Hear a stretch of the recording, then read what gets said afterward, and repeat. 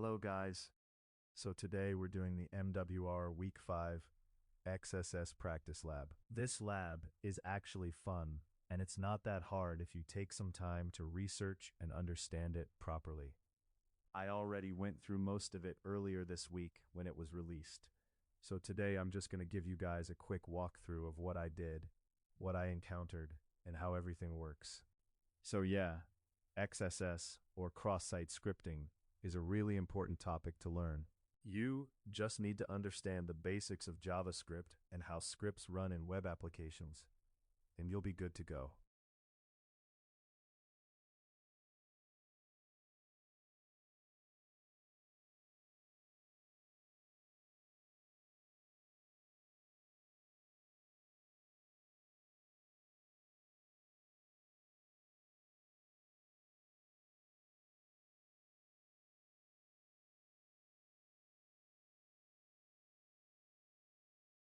A good place to test for XSS is in parameters, especially in URLs or input fields. Basically, anywhere user input is being handled, that's where you want to test your payloads. There are different types of XSS. Reflected XSS is when the payload isn't stored in the database. It only runs when someone interacts with it, like clicking a link. It doesn't affect everyone, just the person who triggers it. Then you get stored XSS, which is more dangerous because the payload is saved in the database, so anyone who views that content gets affected.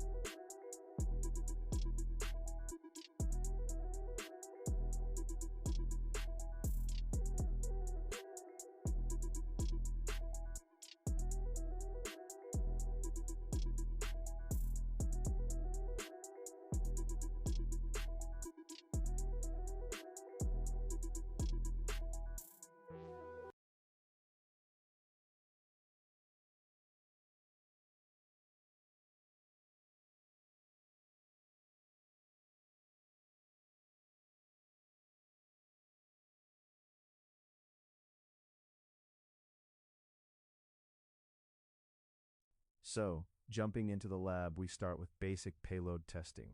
You just try injecting simple JavaScript into input fields to see if it executes. This part is pretty straightforward. If you're new, I'd recommend practicing on Portswigger Academy because it helps a lot with understanding XSS.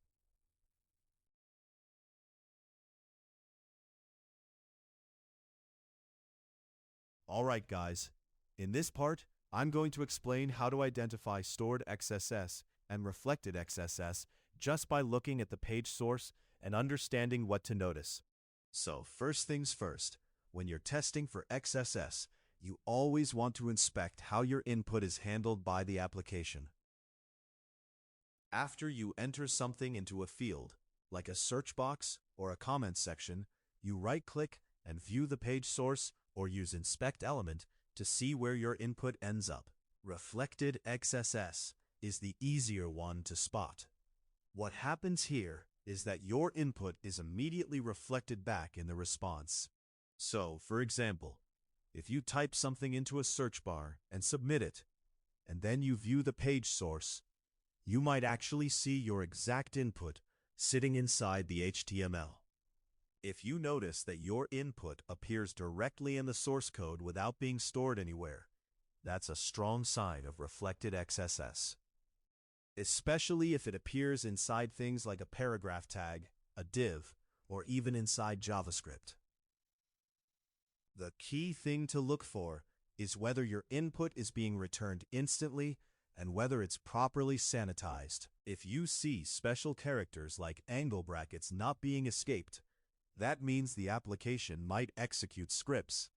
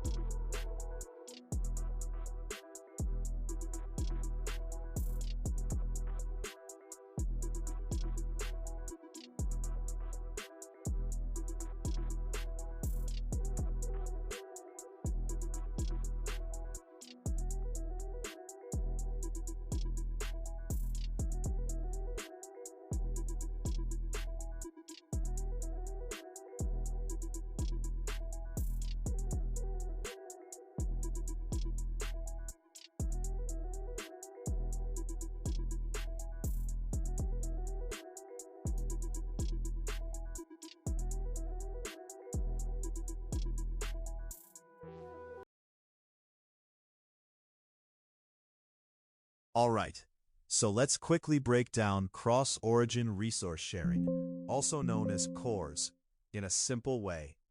CORS is a security mechanism that controls how resources on one website can be requested from another website. Normally, browsers follow something called the same origin policy, which means a website can only make requests to its own domain. But CORS allows servers to make exceptions to that rule. Now, the important thing to understand is that CORS is controlled by the server using HTTP headers. The server doesn't block the request itself. Instead, it sends back specific headers, and the browser decides whether to allow or block access to the response. One of the most important headers in CORS is the Access Control Allow Origin header. This is the header that specifies which domains are allowed to access the resources on the server. So, for example, if the server responds with Access Control Allow Origin set to a specific website, only that website is allowed to access the data.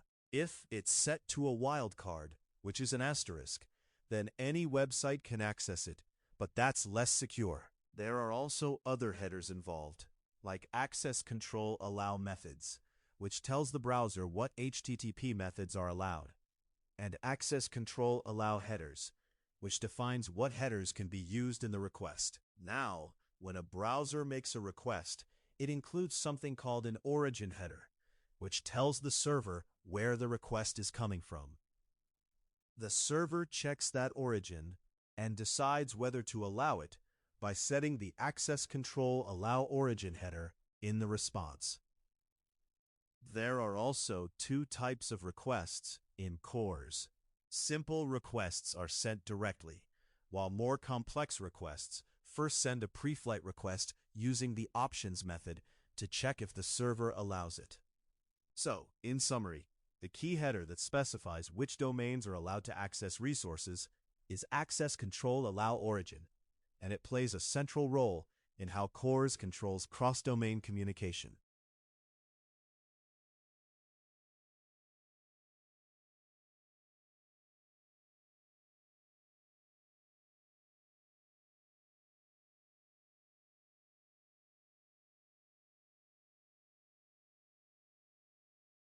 Now, moving on.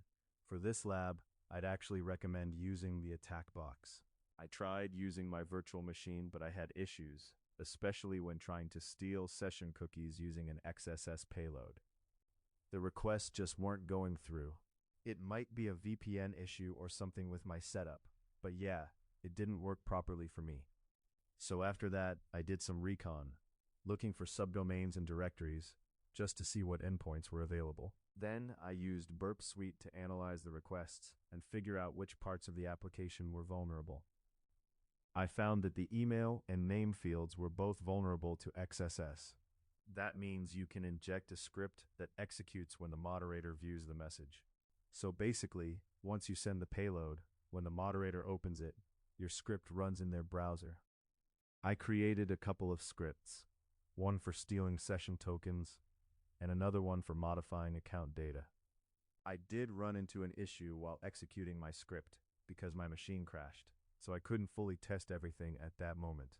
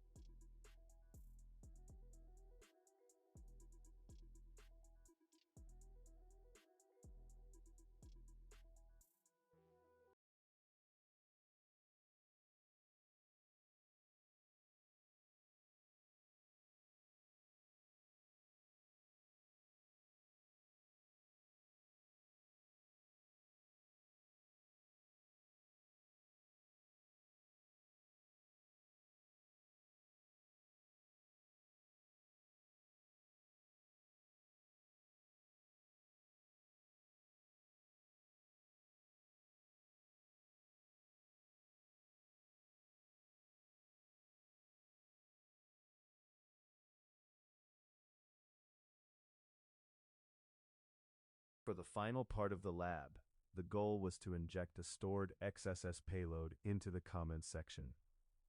What this does is when someone views the comment, the script runs automatically. In this case, it changes the user's password. So when the admin views the message, the password gets changed, and then you can log in using the new credentials. That's basically how stored XSS works, and why it's more dangerous, because it affects anyone who interacts with that content. I'm going to go back and test everything again properly, especially the parts that didn't work on my virtual machine. But yeah, that's pretty much it for this lab. Thanks for watching.